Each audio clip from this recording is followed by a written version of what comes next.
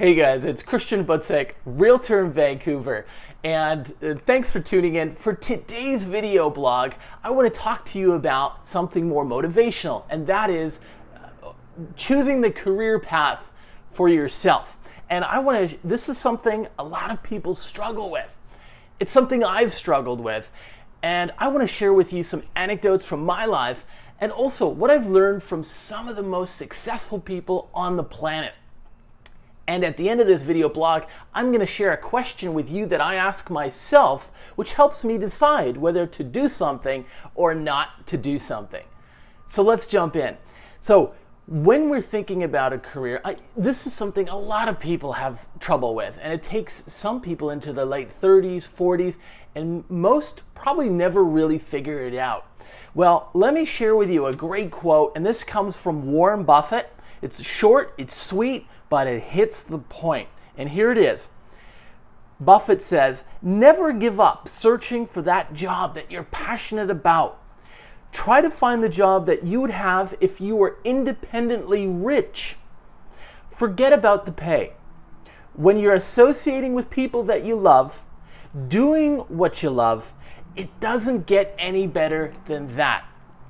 And I think this is a really, really great quote. And I think this is something that's so hard for us to do. Even I've had a real trouble with this. You know, we always think, okay, how much does it pay, right? You think you're applying to your first job after college or university. You're like, okay, but how much does it pay? And I think Buffett is telling us here, erase that question from your head and just do the thing that you would love to do. And I think of examples like LeBron James in basketball. I mean, that guy eats, lives, and breathes basketball, right? I think sure, he gets paid a lot of money. But if you were to ask me, would LeBron do what he does for 50 grand a year? I think he would do it. He would do it, you know, and he would do it for 15 years, 20 years of his life before he went out to do a second job after his career. And a lot of professional athletes in the 1950s and 60s, they used to do that because pro sports actually didn't pay a lot of money. So I really want you to start to think that way, is would I do what I'm doing today if I weren't getting paid a lot of money? Because here's the secret. When you do something over and over and over and over again that you really like to do, you get really good at it. And the money just comes anyways. That's a byproduct of doing what you love. So that's what Warren Buffett is getting at there, okay? The second quote I want to share with you comes from a gentleman named Richard Branson. He's the eccentric billionaire in the UK. He started Virgin Airlines, Virgin Cola. That one failed bad, but he has fun. He had fun doing it. Here's a great quote. Listen to this. "Interestingly," Branson says, "it sounds strange, but I've never been interested in business. I've just been interested in creating things that I could be proud of.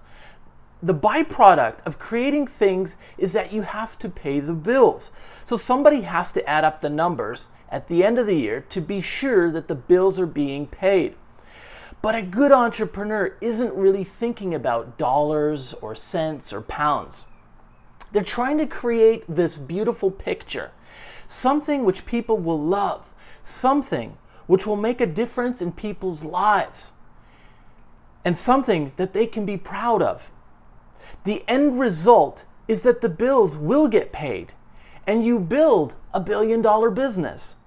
But if you just think, how am I going to make $1 billion? You'll never be successful. Your principal interest has got to be creating something that will really make a difference in people's lives." Now, that's one of the most successful people on the planet, Richard Branson, who has an amazing book. It's just a story of his life, his ups, his downs, his successes, and his failures. But when I read through his book, I can see that, because even when he was a 17-year-old kid, the first business he created was called Student Magazine.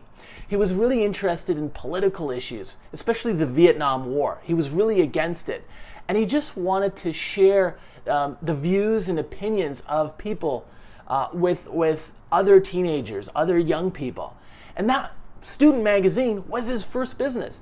And he wasn't even making any money doing it, except he started selling some advertising, and he was able to increase the subscription basis, and it started making money for him that way. But he never went into the business, the magazine industry, trying to make a profit. And that's really kind of the story of his life, the way he got into the airline business and so on. And one of the things I really took away from him was he always asks himself two questions for any business proposal. The first question is this going to be fun? And the second was, can I see how this comes together in my mind?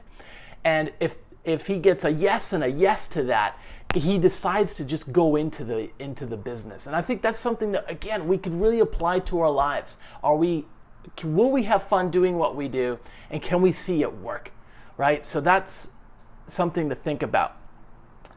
Okay, and the last thing I wanted to touch on was just the question that I ask myself, and I've really been asking myself anytime someone makes a proposal to me. And what I ask myself is it a hell yeah or no? And so recently I was asked to be part of a committee in the real estate industry that I'm in. And I started thinking about it, and then I said, well, it's not a hell yeah, so it's an automatic no. And I think if you ask yourself that question, you will eliminate a lot of unnecessary jobs and tasks from your life, and you can focus on the things that you really love. And also, you will have enough time available in your calendar, your schedule, so that if you do get that opportunity, you can just say hell yeah to it, because you're not bogged yourself down doing all these things that you're not interested in doing anyway. Okay, so I really ask yourself that question. If someone makes a proposal to you, is it a hell yeah or is it a no? And if it's not a hell yeah, it's a no. Okay, and finally, just kind of tying this all up for myself, just to give as an example, you can see yourself shifting. Don't see your life as one long career. It's not the 1960s anymore. You're not a machinist working in a factory for 40 years and then you get a pension. Life isn't like that. Try to reinvent yourself. For the first 12 years of my career, I was a teacher.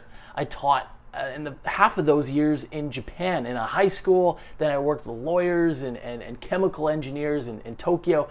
And it wasn't until when I came to Vancouver, I became a real estate agent. I didn't even know what a realtor was before I became a real estate agent. And so you can constantly be reinventing yourself in your career, okay?